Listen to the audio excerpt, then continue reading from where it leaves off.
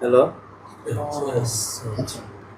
Hello জন্য আমার আপনাদের সামনে আসা যে আসলে আমার মতো নেক্সট একটা মেয়ে কোনো কিছু শিকার হওয়ার আগে যাতে সে আমার জিনিসটা দেখে জানে সত্যতা যাচাই করে। অবশ্যই আমিও মিথ্যা হতে পারি, তারা যাতে আমার কাছ থেকে সত্যতা যাচাই করে তারপর মামুনের সাথে সম্পর্কে জড়ায়, যাতে মামুন আরেকটা মেয়ের ক্ষতি করতে না পারে। আমার কিন্তু আপনাদের সামনে আসার উদ্দেশ্য এটাই, যাতে সে আরেকটা মেয়েকে টার্গেট করে এই ধরনের ক্ষতি না করতে পারে। ওই মাদকটা বাসায় সেবন করতে বাসায়, ফ্রেন্ডের বাসায়। আপনি কই? শুই কি আমার বাসার সামনে কোন বাসা? ও মাই গডনেস সো আমি নিজের চোখে দেখেছি, আমার কাছে ভিডিও আছে ভাইয়া। আমার কিন্তু কোনো এক্সপেকটেশন নাই ভাইয়া, আমি কোনো দেনমোহর চাই না। আপনাদের যখন ডিভোর্স হবে আমি আপনাদেরকে আবার ডাক দিব। আমার কোনো এক্সপেকটেশন নেই, আমি কিছুই নিব না। ও আমার কাছ থেকে নিয়েছে, আমি জাস্ট চাই আরেকটা মেয়ে যাতে কোনো প্রবলেমে না হোক। লায়লা আমাকে অনেকবার অ্যালার্ট করেছে, আমি শুনিনি। আমি এখন মানুষকে বলছি যে ও আসলেই প্রতারক, সে এরকম ফাঁদে ফেলে, এটা তার ব্যবসা। ওর সঙ্গেই থাকতাম, আমার তো কিছু করার নেই। আমি তো বললাম না আপনাদেরকে যে আমি তো পরিস্থিতির শিকার। কিছু সময় থাকতাম। No no, I'm not taking nothing. So ওর সাথে কিছু সময় আমি থাকতাম, ওর বন্ধু বান্ধব আসতো, কিছু সময় আমি থাকতাম না, পাশের রুমে থাকতাম, ওর মার সাথে থাকতাম।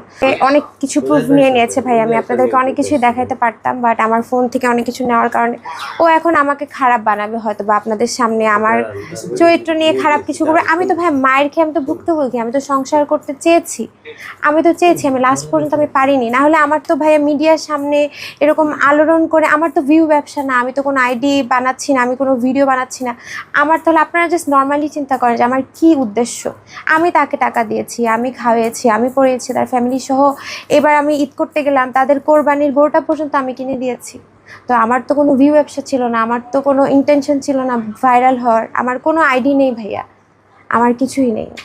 আপনার কি মনে হয় উপযুক্ত শাস্তি না হওয়াতে আইনের ফাঁকফোকর সেটাই আমি আসলে বিপরা হয়েছে? জি, আইনের ফাঁকফোকর পাওয়ার কারণে, কারণ ও বলেছে যে 6টা মামলাও আমাকে কিছু করতে পারেনি, লায়লা তোমার থেকে অনেক বেশি পাওয়ারফুল, তুই আমাকে কি করতে পারবি। তো আইনের ফাঁকফোকর, আমি বাংলাদেশ আইনকে অনেক রেসপেক্ট করি, বাট আমার মনে হয় কিছু ফাঁকফোকর আছে দেখেই ওইভাবে ওপেন ঘুরতেছে, আর ওরভাবে পানিশমেন্ট ওই পাইনি দেখেও আমার সাথে সেম কাজটা করতে পেরেছে।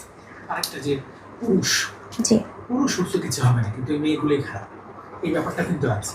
অফকোর্স আমিও তো শুনতেছি না ভাইয়া, বিকজ আমি একটা অ্যাডাল্ট মানুষ, আমাকে সে ম্যানিপুলেট করেছে, অবশ্যই আমারও দোষ আছে। আমি বলতেছি আমি কেন গেলাম, আমাকে সবাই একই কোশ্চেন করে তুমি কেন গেলে, বিকজ আমি টিনেজার না, আমি ছোট মানুষ না, আমাকে ম্যানিপুলেট একটা মানুষ করলেই আমি চলে যাব, এটা অফকোর্স আমারও দোষ আছে ভাই, আমি স্বীকার করি। আমি যদি না যেতাম তাহলে আমি তো সাফারার হতাম না। কিন্তু আপনার প্রতারণার শিকার অবশ্যই আমি প্রতারণার শিকার ভাই, আমি আমার নিজের টাকা পয়সা খরচ করে